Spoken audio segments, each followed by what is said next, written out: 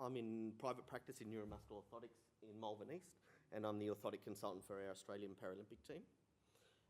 In today's presentation, I'm just going to give you a little bit of background of my practice with polio for those who don't know me. I'm going to talk about footwear for our younger polio clients, some advanced orthotic design, stance control, and some function-specific orthoses. I'll try and finish a little earlier so that you can ask Steve and us some questions. In terms of my background, I have a Bachelor of Prosthetics and Orthotics from La Trobe University, 1994. My first 3 years in practice were in Los Angeles at Novacare O&P. My mentor was Richard Vonham. Richard was in his 60s. He was a grumpy bloke, but he really set me up in my clinical practice. I worked for, at the time, it was the biggest prosthetic and orthotic company in the world, Novacare. And they had hundreds of offices on the west coast of the US. And we had a central fabrication facility in Brea, California. So everyone from all the offices would take their cast, send it to Brea, and we would get a finished product back. For my first 3 years of practice, Richard would not let me send any cast to Brea, California for central fabrication. He said to me, if you want to fit clients with neurological disorders, you have to make it yourself. And you have to see what works on clients and what doesn't work on clients. And he also said to me, every time you manage a client, you must manage them as if they're your mum and dad, and how you would do it. So in the first month of clinical practice, he also said, if you want to manage the neuromuscular client, you must do the Oregon Orthotic System course. And 22 years later, the Oregon Orthotic System course still forms the basis of my practice. And now it is the Human Gait Institute with Marnie and Marmaduke when you see Marmaduke's presentation. So my first clinical experience managing the younger polio client was actually in Southern California, when migrants from Central and South America came to California to live and reside. Then I returned back to Australia in 1998, and then my first polio experience with children was at the Royal Children's Hospital. And then for the next 11 years, I was the Chief of P&O at St Vincent's, but I was also the Orthotic Consultant of Polio Services of Victoria for 11 years. While at Polio Services of Victoria, I consulted with 2,000 plus polio clients. And for the last 7 years, I've been in private practice with neuromuscular orthotics. We only look after clients with neurology, and we have 700 plus clients with neurology. We have 247 that come and see us privately, and 113 of those clients are under the age of 40. For appropriate governance, I have to disclose, even though I'm the principal orthotist, I'm the clinical orthotic specialist for a distribution company called P&O Composites. And P&O Composites is an Australian distributor that brings in the Noodle AFO which is an off-the-shelf carbon AFO from Florida, Kinetic Research in Florida. And we also import in the posterior dynamic element from Fabtech Systems in Seattle, Washington. It's important to disclose that because I do extensively use the PDE for the younger polio clients in Australia. In this presentation, I'll only touch on the PDE a little bit. Okay. So in terms of our proximity to Southeast Asia, Middle East, and the East Coast of Africa, Australia is very well positioned for a lot of the migrants to come to Australia with polio. In my group that I currently manage at the moment, my youngest Australian polio client is 54 years old. My youngest Southeast Asian client is 23, African 25, Middle Eastern 39, and I have a 35-year-old young lady from Europe. So when our younger client comes to, hopefully this plays, guys. I'll take that back. When our younger client migrates to Australia, often they haven't been managed very well in their country of birth, often with very little management at all. So here we have a young 30-year-old from Sri Lanka who's very heavily affected. On the left leg, he has no muscle power in his left leg at all, and we have him, he's currently wearing a lock KFO. In his right leg, he uses whatever compensations are available to allow him to progress and walk, only for short distances because of the level of involvement. For our younger clients who are here in Australia, and I'm sure it's for all around the world, this is a different era in clinical management of the younger client. The first area that I want to talk about is footwear. So footwear is extremely important for our younger polio client. Footwear and fit is often sacrificed for cosmesis in our younger clients. And do you remember I was telling you about Richard saying to me, what would you fit on your mum and dad? well, my wife has chronic illness as well at the moment. And she says to me, I'm not wearing that and I'm not wearing those shoes. You got to lift your game, Daz, if you want to manage me long term, if I get muscle weakness. So if there is any pet orthotists in the community, I'm asking you also to lift your game with me as we come along, because I need this team approach to develop cosmetic-looking braces, functional braces, but cosmetic-looking shoes to be able to do it. So for our younger clients, cosmesis is critical for self-esteem, confidence, as Steve said, what is normal, for some normality, and for being fashion conscious and current in some of our clients. I'm going to show you a pair of shoes there on the right-hand side. So in my 700 plus clients, only 2 wear custom-made shoes now. We are trying to reduce that quantity. Why only 2? Number 1, cosmesis. So the picture on the right is a pair of custom-made shoes that a lady previously wore, and the second one on the right is the red shoe, is the pair that she was made recently. You know what I mean? So as you can see, cosmetically, the one on the left far more cosmetic than the one on the right. The one on the right was made, funded, and sits in the cupboard. Okay? So number 1 reason is cosmesis, and I understand the pedorthic job is a tough job as well. So reproducibility is pretty tough, and now we have advanced orthotic management, and I'm not relying on the shoe to do as much work as I used to before. Okay? In our younger client, if our younger polio client has unilateral involvement, often their affected foot and ankle complex and leg is shorter in limb height, smaller in foot size and shape, and if the client is wearing an orthosis, the difference in size between the affected leg and the unaffected leg is now diminished because the brace is taking up room. In my practice also, I don't make any metal and leather ferrule designs. I only make total contact designs, and I don't make plastic also. I haven't made plastic since 1998, and that was after I did the Oregon Orthotics system. So now the need for custom-made footwear is diminished. Just show you one of our clients' couple of pictures. So on the right side, we have a much shorter custom-made shoe that has a custom-made arch support that has a heel and sole raise in it. Left side, normal foot size and shape. And on the right side, the client's wearing, unfortunately the picture's not that great, he's wearing a dynamic grey-fo on that right-hand side. And we've just got him in a normal pair of extra depth shoes, and I'll show you what we use. And we do, it's not the same size, so they're still split sizes, but the marked difference between the picture on the left is not there anymore. So visually it's much more appealing, and the client runs his own business and wants to look professional. So what we do now for our younger clients is we use the Hollywood type shoe. So you might have known Tom Cruise. Tom Cruise is quite a small actor, short actor, and when he's with his leading ladies, Prince was another one, Prince the musician. They wore footwear that had internal raises built into them. So there are companies now around the globe that have footwear that have up to 5 centimetres of internal raise in the shoe. So if we have many of our clients from Southeast Asia and Africa have up to 10 centimetres of leg length discrepancy.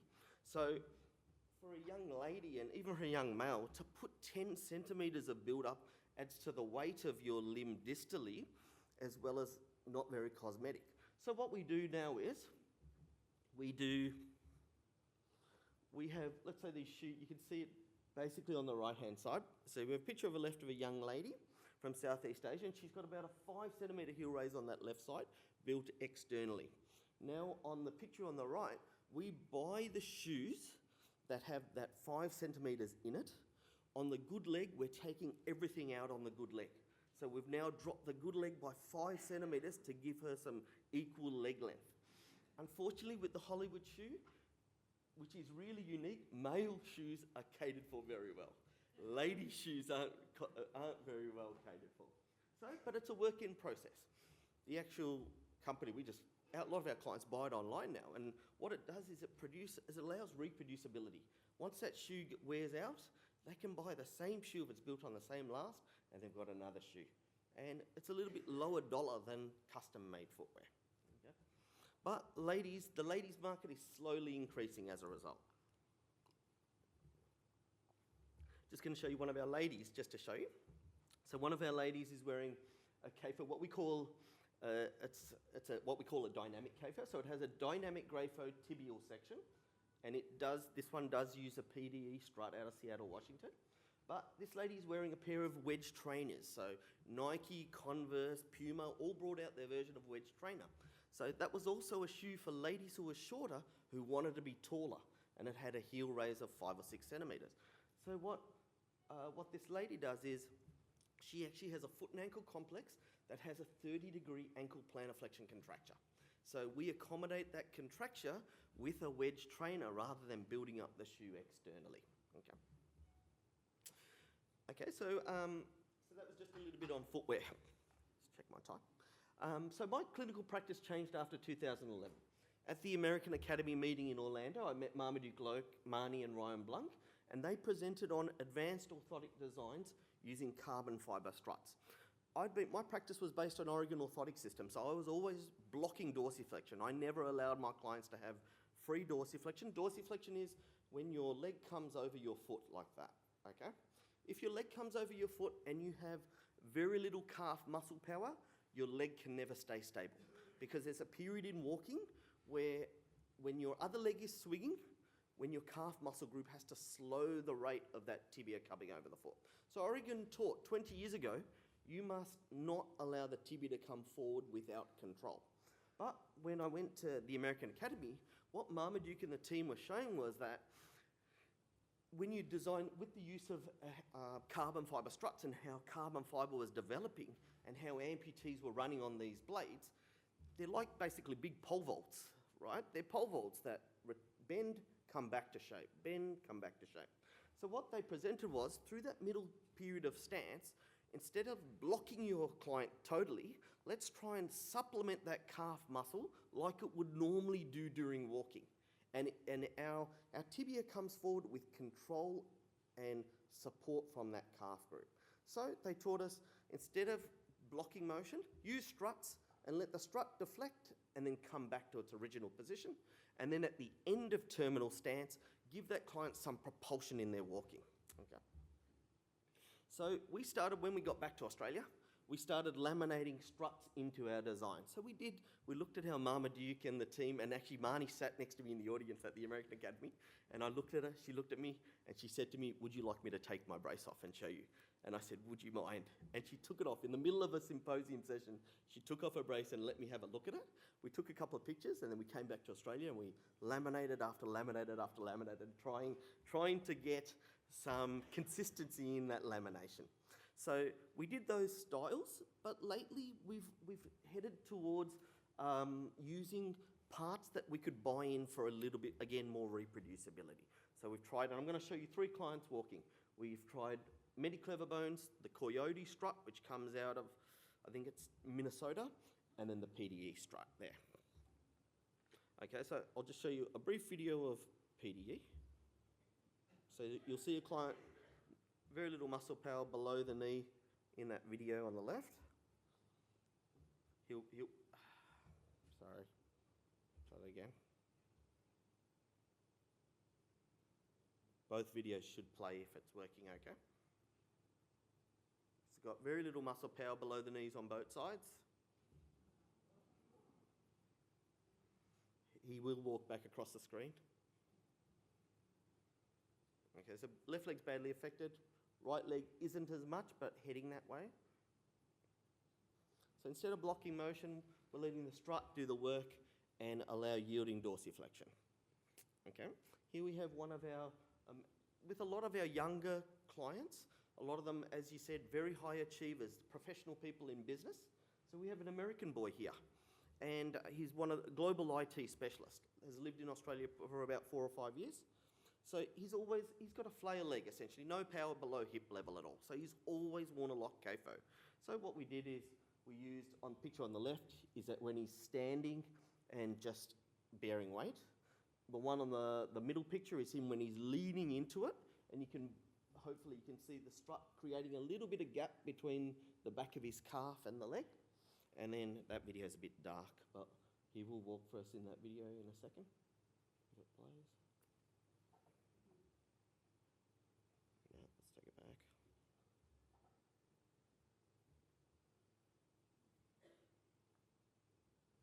So even though the client has a locked leg, CAFO, we still want him at the end of, through mid-stance and terminal stance, to have natural deflection of the tibia over the foot, and then we want the strut to spring him back to allow propulsion for that next step.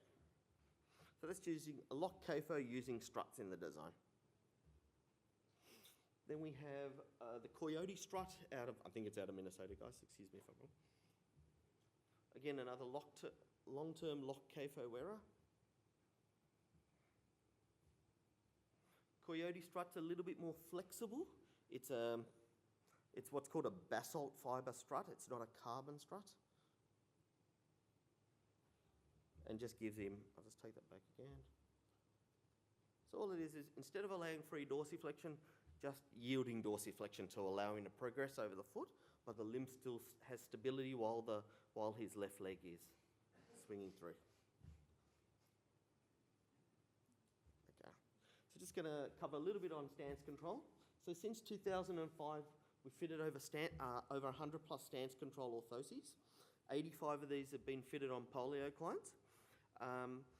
If a younger client has extensive quadricep weakness but has the potential to utilise their hip flexors, trunk for limb progression, and glutes and trunk to stabilise their hip in early stance, then we now do a diagnostic testing session with either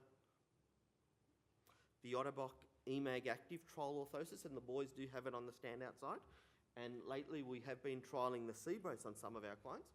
Many of our younger polio clients have been fitted in either in their country of birth or in Australia when they've come with a replacement lock KFO. And often, sometimes clinically, I think we can get into the habit of going, oh, you've worn a lock KFO all your life, I'm just going to make you another one. Without going through that assessment process, technology keeps on improving and you get a chance to see how strong is your hip really, okay? And if we were to allow you to stabilise your knee in early stance and then unlock it for normal swing, can we start to recruit some of those hip muscles? In our practice, even though I'm in private practice, I'm about 2 or 3 kilometres from Steve de Graaf, and then I have a neurophysio team that has PT, OT, exercise physiologists. The moment clients get fitted in our practice, they, especially with new designs, they must commit to a 3 to 6 month training program to get good at walking in those functional designs. So when clients email us, for those of you who know Ron Bell, Australia's first stance control wearer. He wore stance control in 2005. 8 years later, the good leg started to deteriorate, had to go back into stance control. But we fitted him with the Horton stance control, which came out of Little Rock, Arkansas. Unfortunately, the Horton was discontinued, so it's left a lot of our 100 plus clients without any spare parts or components long term. So a lot of people see Ron's footage on YouTube and they say, I want to be like Ron. It's tough to say whether a client will get to be like Ron, but we have to see what sort of power do they have at hip level to be able to walk as well as he does. So you won't believe in this footage. Ron had his first fall about 3 months ago, fractured humerus, dislocated right shoulder, and he is walking here in an EMAG Active trial orthosis. So the one on the left is the trial orthosis, obviously.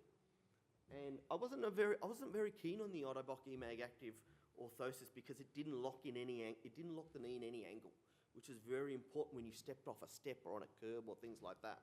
But in their last version, they've introduced what's called a 15-degree pre-lock. So when your leg's in swing and when you're 15 degrees off full extension, that joint will lock before you land on it, okay? Which is very important. Where Horton and that didn't do it. Horton, you had to have some weight bearing for that to engage, whether it was a weight activation or ankle plantar flexion, lock the joint up. So we have a lot of young clients who are lock KFO wearers, and they have unfortunately a lot of lateral trunk bending, a lot of lumbar spine pain and discomfort.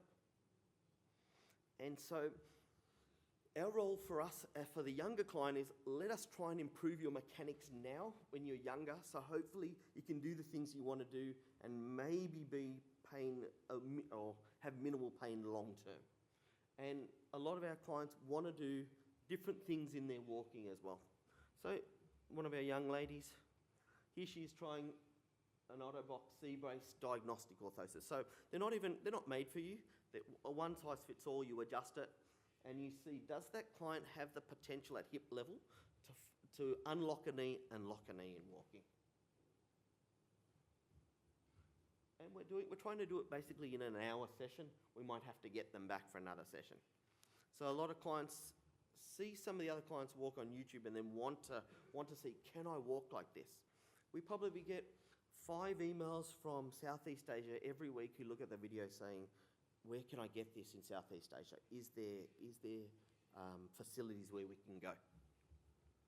So for our younger clients, how am I doing? Okay. For our younger clients, the ability to walk now is not enough. They want to play sport, they want to go to the beach, they want to go out socialising, they want to dance, work, and live as normal a life as possible. And as orthotists and health clinicians, we should try and endeavour to facilitate that as much as possible. So we have, we do water leagues for our clients. So obviously, a lot of us are based here on this southeast corridor of Australia, where the beach is at our doorstep. So we have one of our clients here who drives to the beach, takes his walking leg off, puts his water leg on. The water leg has no metalwork at all. It's a long leg CAFO. It has its own tread. And then on the left-hand side, he wears like a scuba diving shoe. So he walks down to the beach into the ocean, and he actually swims with that orthosis in the ocean. Okay. So we have a lot of young gents who like to fish. So the moment they say they go into the water, the moment a wave hits them, they're on the ground. So the water leg gives them an option to participate in things socially. We have quite a few Australians who are Paralympians who have polio. He's one of our table tennis players. So he wears one lock CAFO, one free knee CAFO. So he's just testing when he's gotten fitted, he's just testing what is his movement. He's trying to simulate table tennis movement. Okay. For those of you who watched the Paralympics, you would have seen there were hundreds of clients with polio competing. Who I believe the strongest women in the world, the Egyptians and the Nigerians, nearly every one of those ladies have had polio. It was phenomenal to see how strong they were in the upper body. And even there were runners and swimmers who, in some of the clients, their support guides would just push them into the water and they just use their trunk and upper body to stay afloat and swim. It was phenomenal. So we also have a lot of our ladies say, I don't want to wear flat shoes. You got to make me something that allows me to walk in heels. You know what I mean? I have one lady, she says, unfortunately, the polio has affected her skeletal growth. Her number one goal is when I go out with my friends, I want to be a similar height. When they're wearing heels and I'm 4 foot, make me a little bit taller for that self-esteem and confidence. So in summary, the younger polio client in Australia is asking clinicians to devise orthotic solutions to allow them to live as well as possible. But this is not exclusive to our younger client now. Our older Australians are asking for similar things, and I believe hopefully we have some options available to allow you to do it. Advanced orthotic designs are creating opportunities for clients to walk better, be more active, and participate more in their lives. Thank you.